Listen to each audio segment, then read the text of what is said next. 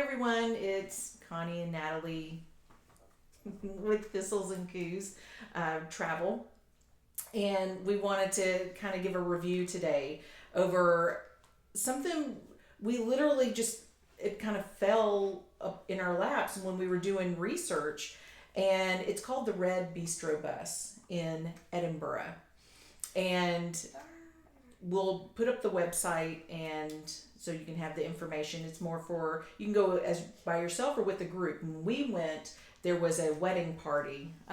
So it was a lot of fun. But what the Red Bistro Bus is a vintage double-decker bus that has now been refurbished into like a little restaurant. So the very front of the bus, of course, somebody's driving. Then like right behind that is like this little kitchen area. Then you have the booths. So you have downstairs and you have your upstairs. And what was really fun about this, I think the tour itself goes about an hour and a half.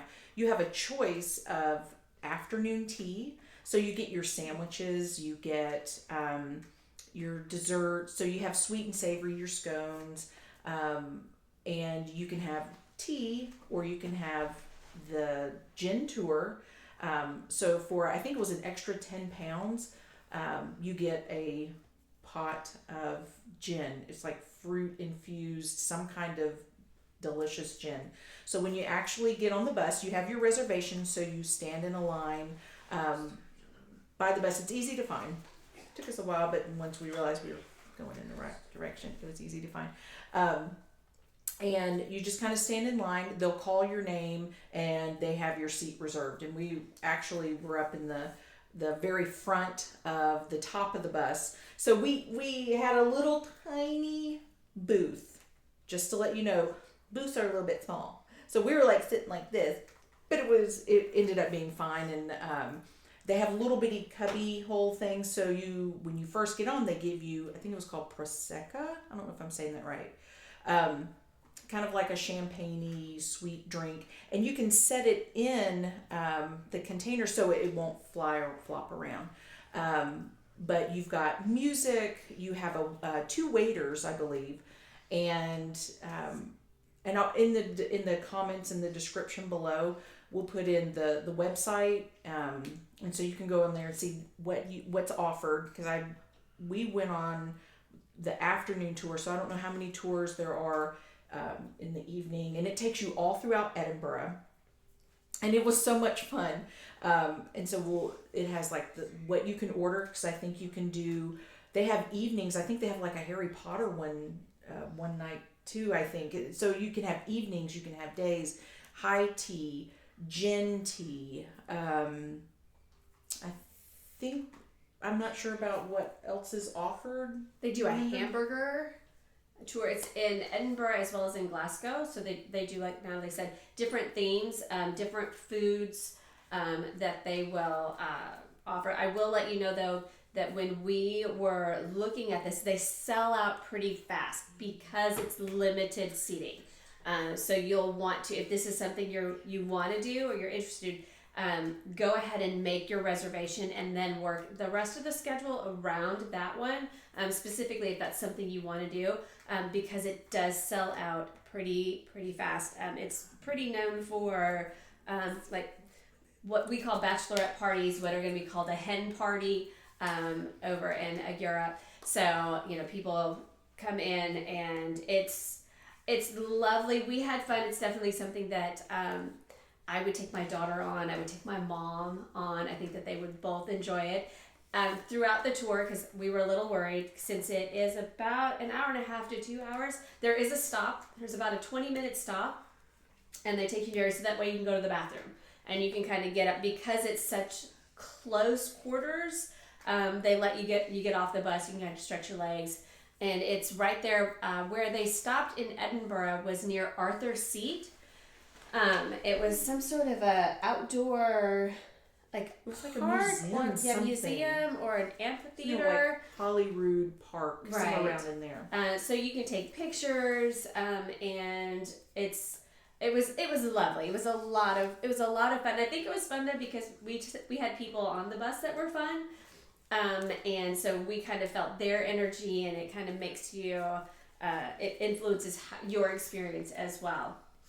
The gin, number one, was beautiful. It had flowers like violets, which you can eat. It was so pretty. The only thing that was when the waiter did come to talk to, I didn't understand a word he said. For one, the music was a little too loud and his voice didn't carry over it. So when he spoke, he had a really strong accent. Spoke quietly. I just nodded. Yeah.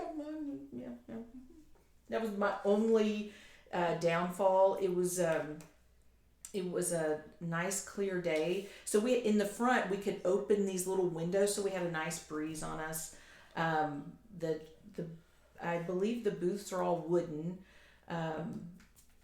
and other than that, it does get loud. So if there's a party, luckily we can sign, so we didn't have to worry about that. But yes, they do sell out quickly. And I don't want to guess on how much it cost, but it was around something like £40, wasn't it, for the gin? I can't remember. I can't remember either. It didn't seem like it was that expensive, like outrageous. The other thing that I will add as well, and then I just lost my train of thought that I was going to say. Well, it'll come to me. Oh, I know what it was. Options for dietary restrictions.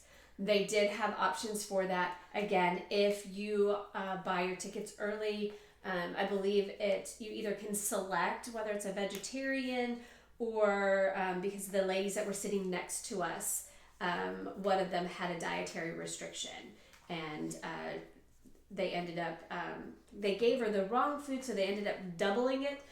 So they had like 4 scones. I was like, can I have your scone, please? And your clotted cream? Because I will eat it. I will just shove it in my purse and eat it later. I can't remember what her dietary restriction was. It was I think it was gluten and some kind of dairy something. Yeah. So they do make those accommodations for you, and just, which I think is great, considering that they literally bring in all the food, and what needs to be prepared, they're preparing it down there in the front of the bus. So, but yeah. And the whole presentation of all the food and every single thing tasted fantastic. We would split stuff and be like, oh my gosh, this is delicious. Okay, which one did you like best? Oh, I like this one. It was fantastic. And for the price, it was affordable. And you drive all over Edinburgh. I mean, you went everywhere, sometimes twice. It didn't matter because I was like, oh, look, we're here again. And it was just fun. It's great after you've had a lunch, because the afternoon, I think, started at 1. And it's a 90-minute tour. So if you've had lunch, this is nice to kind of add a little bit. And you have your Prosecco, and then you have your gin. And I would highly recommend it.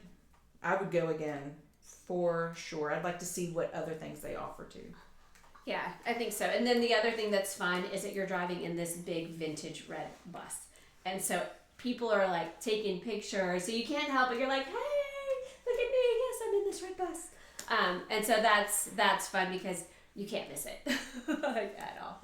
So it is on the list to do again, especially depending on who travels with me. I definitely think I know that my mom would love it. Anybody who enjoys any sort of afternoon tea where you get to just sit, somebody serves you, and they drive you around, and you get to see whichever city. That would be definitely something to look into wherever you're going, to see if they have anything like that, the red Bistro bus, because it was fun.